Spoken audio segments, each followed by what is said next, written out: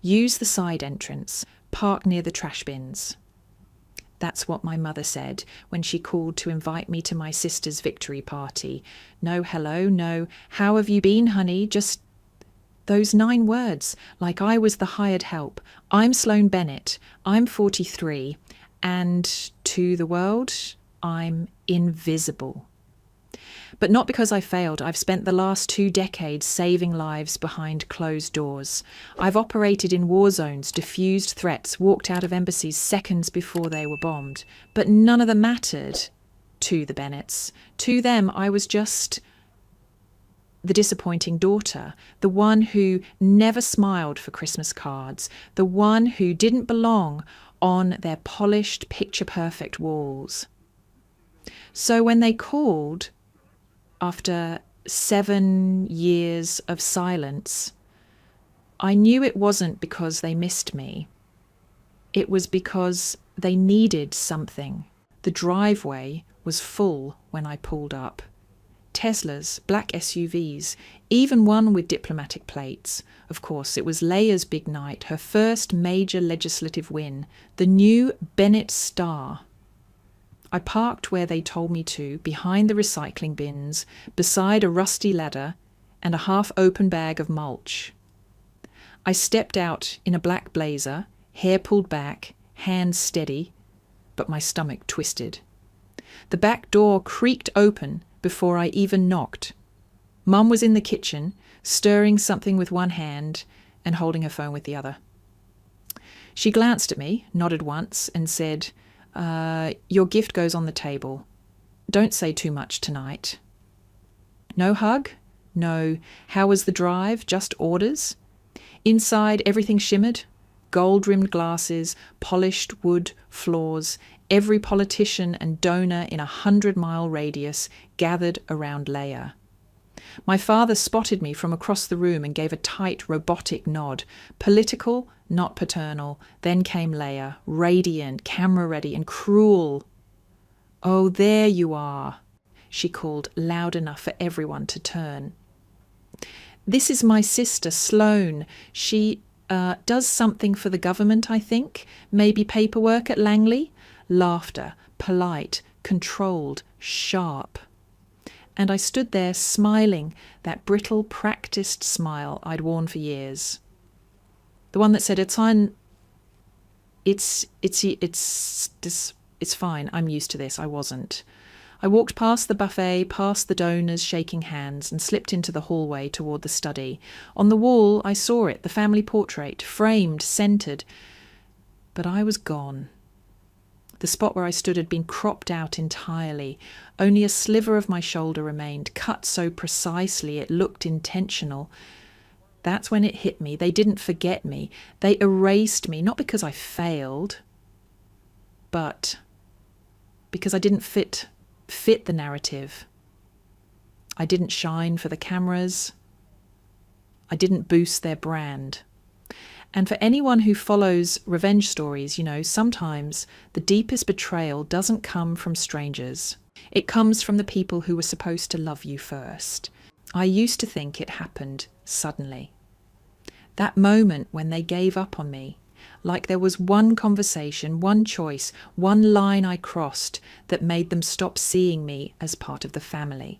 But standing in that hallway, staring at the photo where I'd once stood, I realised it wasn't sudden at all. They'd been erasing me for years.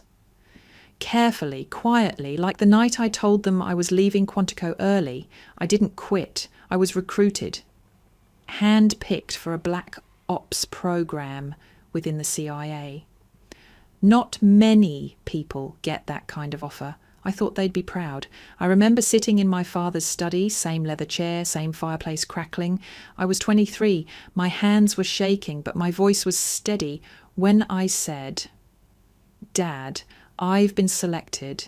It's classified, but it's real. They chose me."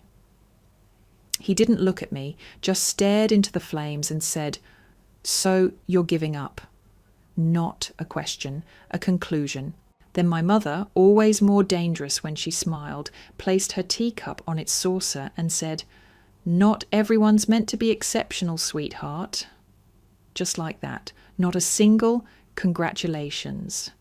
No be safe, just silence, judgment, and that gentle little death sentence in her voice. And from then on, it started. They stopped including me in family emails. My name got dropped from the group chat. I'd show up to Christmas dinner after a 20-hour flight from Afghanistan and find that my seat at the table had already been filled. By Leia's new campaign manager, there was 1 year I mailed gifts home from Jordan, hand-carved, wrapped tight. I found them months later, still in the shipping box, unopened in the garage behind the snowblower. They weren't just disappointed in me, they were embarrassed by me. And the thing is, I kept trying, kept calling, showing up, sending photos, updates. I thought if I just proved myself enough, risked enough, they'd finally look at me and see someone worth loving, but they never did. Have you ever tried your absolute best just to be seen and still felt invisible? Because that's what I felt like. Not hated, not shunned, just quietly edited out of the story. That kind of silence, it doesn't come all at once. It happens over years until one day you realise you were never part of the picture to begin with. The call came on a Tuesday. I almost didn't answer. The name on the screen, Leia Bennett, looked like a wrong number. It had been 7 years. No birthdays, no texts, no, "Are you alive?" after a bombing in Kabul made the news. But now she was calling. I hesitated, picked up. Her voice was syrupy sweet, almost apologetic. "Sloane, I've been thinking about you a lot lately." "Sure you have." She talked about her campaign, how her new education bill was gaining traction, how she'd been meeting with lawmakers, how she wanted to rebuild the bridge between us. I didn't say much, just listened. Then she dropped it. "Hey, you know Senator Carver, right? He's the swing vote. He respects you. Would you consider maybe having a word?" There it was. Not "I miss you," not "I'm sorry," just "Would you mind leveraging your silent service for my political brand?" I told her I'd think about it.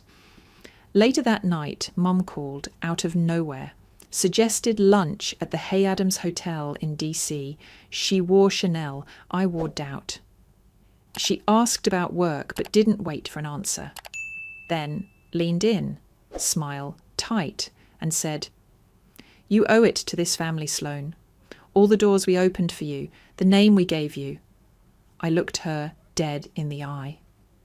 "What exactly do I owe you for, Mum? The part where you pretended I didn't exist? Or the part where you used me when it was convenient?" She didn't flinch, just stirred her coffee. "This family has sacrificed a lot for your silence. It's time you gave back." Her words hit like a slap. Not because they were loud, but because they were so calm, so rehearsed.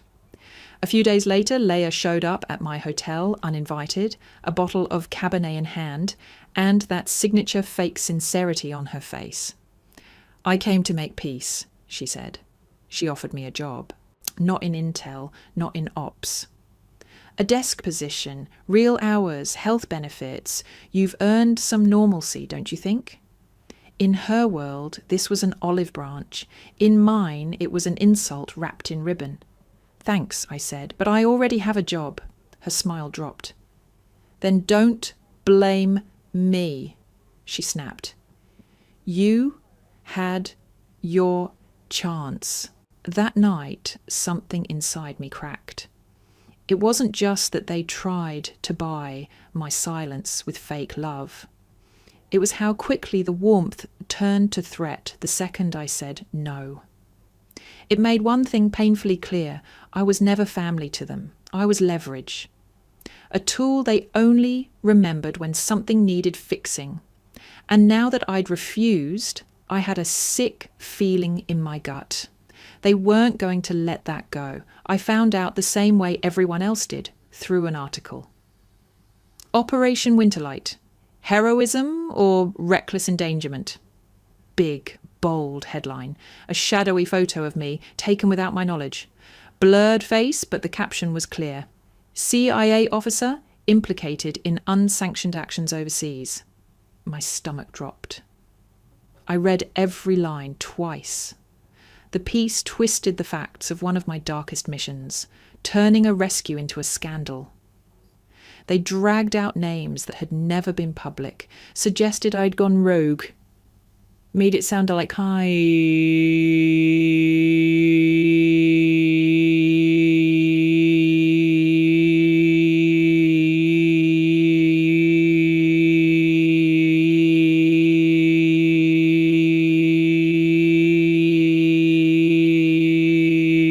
But it was the details that gave it away, the kind of things only family would know.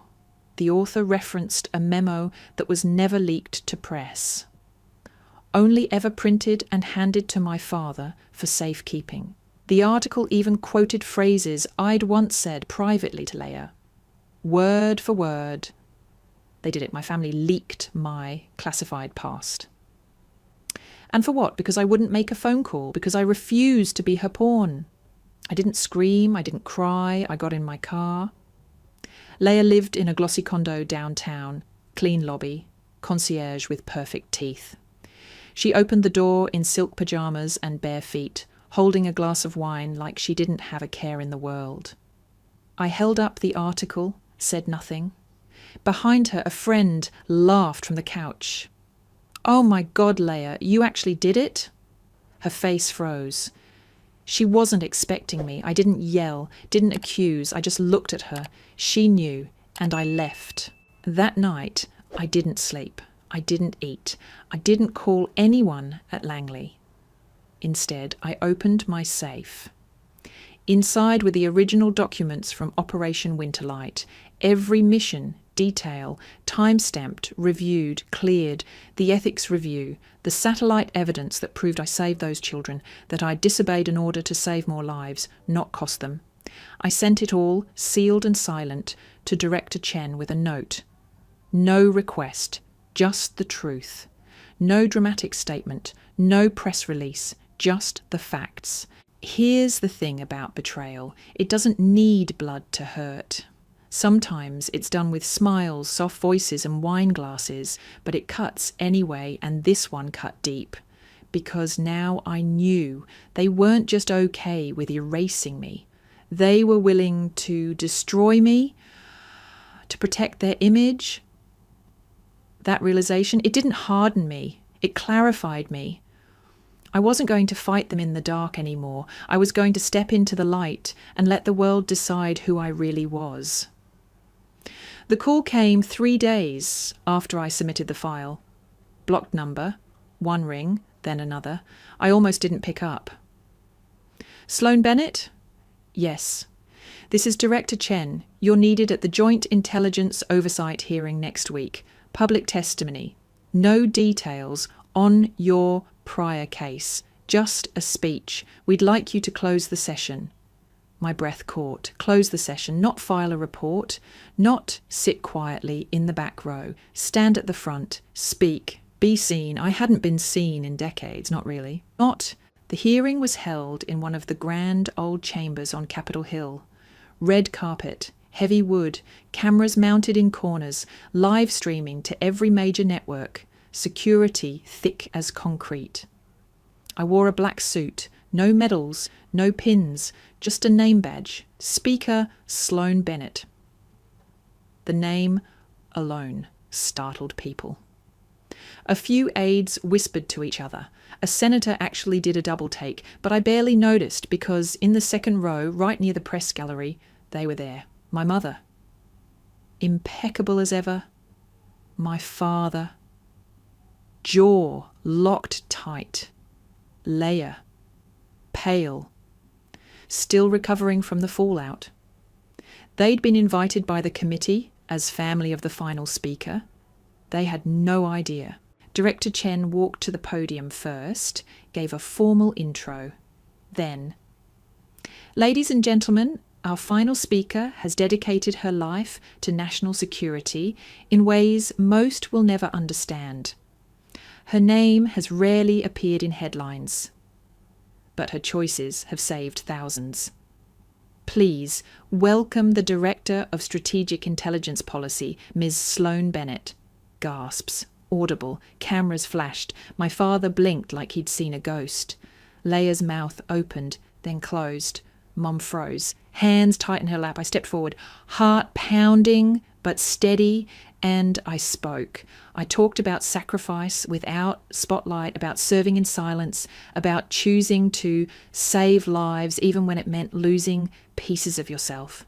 And I ended with this: we talk a lot about duty in this country, about family, about legacy, but sometimes those words are used as weapons. I've learned that you don't need to be accepted to be honourable, and you don't need to be seen to stand for something that matters. I stepped back to a standing ovation. The whole chamber stood. Everyone except them. They sat stiffly, small in their seats, suddenly strangers in a room where I was no longer invisible. Outside, the reporters swarmed. I didn't give them a quote, didn't smile for the cameras, just walked straight to the car waiting by the curb. Inside, the aide next to me said, "You know, that speech, it's going to live longer than the smear ever could." I didn't answer, but for the first time in a very, very long time, I felt like I existed. Not for their approval, not for politics, but for me. The house hadn't changed. Same iron gate, same perfect hedges trimmed to military precision. Same gravel that crunched under my tyres like they were judging me. I hadn't been back since the hearing. Not a call, not a message, not even a shallow congratulations, just silence. But I hadn't come for them. I came for the flag, David's flag. It was the one thing that still mattered, the one thing they didn't deserve to hold. I walked up to the door without knocking. The housekeeper must have seen me through the cameras because it swung open before I touched it. Inside, the air was tight, like no one had exhaled in days. They were all in the living room. My father, arms crossed. My mother, stone still in her usual cream cardigan. Leia, curled in on herself, mascara smudged, like the weight of the fallout hadn't just cracked her image, but crushed her from the inside. No one spoke. I walked to the den. The flag was still there. Still shoved behind the cabinet, next to a stack of old board games. I picked it up, brushed off the dust, folded it with care. Held it to my chest for a second longer than I meant to. Then I turned to them. My father's jaw tightened.